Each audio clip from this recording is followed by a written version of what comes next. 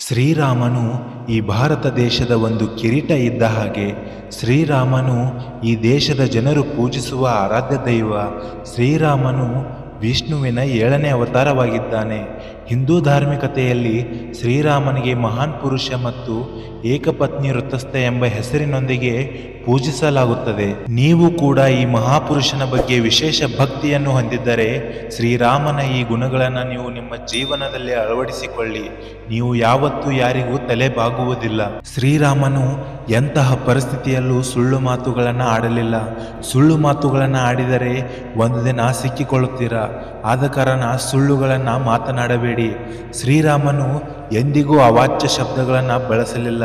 ಏಕೆಂದರೆ ನಾವು ಮತ್ತೊಬ್ಬರಿಗೆ ಬೈದರೆ ನಮ್ಮ ನಾಲಿಗೆ ಹೊಲಸು ಆಗುವುದೇ ಹೊರತು ಅವರಿಗೆ ಏನೂ ಆಗುವುದಿಲ್ಲ. ರಾಮನಿಗೆ ಎಂದಿಗೂ ಬೇರೆಯವರು ನನ್ನನ್ನು ಬಂದು ಮಾತಾಡಿಸಲಿ ಎಂದು ಬಯಸಲಿಲ್ಲ. ಬದಲಾಗಿ ತಾನೇ ಮುಂಚಿತವಾಗಿ ಎಲ್ಲರನ್ನೂ ಮಾತಾಡಿಸಿ ಸಂಬಂಧ ಬೆಳೆಸುತ್ತಿದ್ದ. ಏಕಪತ್ನಿ ವ್ರತಸ್ಥ ಎಂದಿಗೂ ಜೂಜಾಡಲಿಲ್ಲ. ಏಕೆಂದರೆ ಆತನಿಗೆ ಗೊತ್ತಿತ್ತು, ಈ ಆಟವನ್ನು ಆಡುವುದರಿಂದ ನೋವು ಸಿಗುತ್ತದೆ ಹೊರತು ಸಂತೋಷ ಸಿಗುವುದಿಲ್ಲ ಎಂದು. ರಾಮ ತನ್ನ ಶ್ರೇಷ್ಠತೆಯ ಬಗ್ಗೆ ಎಂದಿಗೂ ಚಿಂತಿಸಲಿಲ್ಲ. ಏಕೆಂದರೆ ಯಾವ ಸಮಯದಲ್ಲಿ ಏನು ಬೇಕಾದರೂ ಆಗಬಹುದು ಎಂದು ಆತನಿಗೆ ಗೊತ್ತಿತ್ತು. ರಾಮನ ಇನ್ನೊಂದು ವಿಶೇಷ ಗುಣ ಎಂದರೆ ಬೇರೆಯವರಿಗೆ ಸಹಾಯ ರೂಪದಲ್ಲಿ ಕೊಟ್ಟಿದ್ದರ ಬಗ್ಗೆ ಅವನು ಯಾವತ್ತಿಗೂ ಚಿಂತೆ ಮಾಡಲಿಲ್ಲ. ಶ್ರೀರಾಮನ ಬಳಿ ಯಾರಾದರೂ ಬಂದು ಅವನನ್ನು ಟೀಕಿಸಿದರೆ ಅದನ್ನು ತಾಳ್ಮೆಯಿಂದ ಕೇಳಿಸಿಕೊಳ್ಳುತ್ತಾನೆ.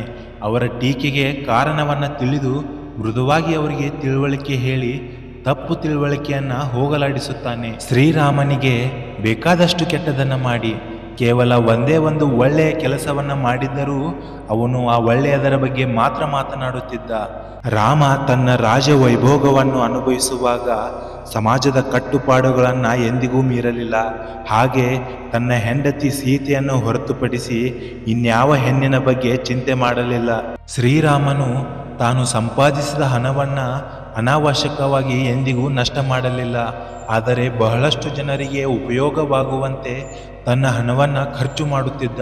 ರಾಮ ಅಯೋಧ್ಯೆಯ ರಾಜನಾಗಿದ್ದರೂ ತನಗಿಂತ ಉನ್ನತ ಶಕ್ತಿಯ ಬಗ್ಗೆ ಪರಮ ಸತ್ಯದ ಕುರಿತು ಅರಿವು ಹೊಂದಿದ್ದ ಮತ್ತು ಪ್ರತಿದಿನ ಆಧ್ಯಾತ್ಮಿಕ ಅನುಷ್ಠಾನಗಳನ್ನು ತಪ್ಪದೆ ನಡೆಸುತ್ತಿದ್ದ. ಶ್ರೀರಾಮನು ಕೇವಲ ಅವನ ಪರಿಚಿತರಿಗೆ ಮತ್ತು ಸಂಬಂಧಿಗಳಿಗೆ ಮಾತ್ರ ಹಿತೈಷಿಯಾಗಿರದೆ ಸಕಲ ಜೀವಿಗಳಿಗೆ ಹಾರೈಸುತ್ತಿದ್ದ.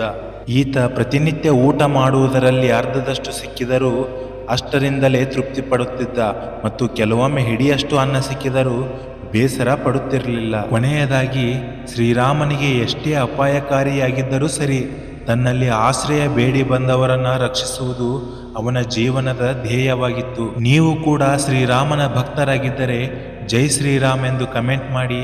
ಈ ವಿಡಿಯೋ ನಿಮಗೆ ಇಷ್ಟವಾಗಿದ್ದರೆ ಲೈಕ್ ಮಾಡಿ, ಸಬ್ಸ್ಕ್ರೈಬ್ ಮಾಡಿ ಹಾಗೂ ಶೇರ್ ಮಾಡಿ. ಧನ್ಯವಾದಗಳು. ಜೈ ಹಿಂದ್, ಜೈ ಕರ್ನಾಟಕ ಮಾತೆ.